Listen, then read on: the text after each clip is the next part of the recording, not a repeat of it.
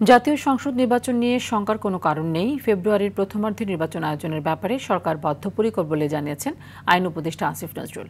সকালে Rajshahi chief judicial magistrate আদালত ভবনের লিগ্যাল এইড অফিসে বিচারকদের সঙ্গে মতবিনিময় শেষে সাংবাদিকদের তিনি কথা জানান। তিনি আরও বলেন, রাজনৈতিক দলগুলো একে অপরের ও সরকারের উপর চাপ সৃষ্টি করতে বিভিন্ন কথা বলে।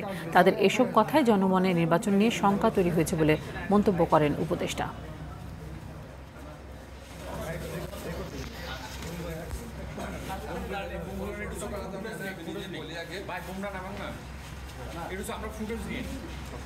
নির্বাচন নিয়ে আশঙ্কার কোনো কারণ দেখি না।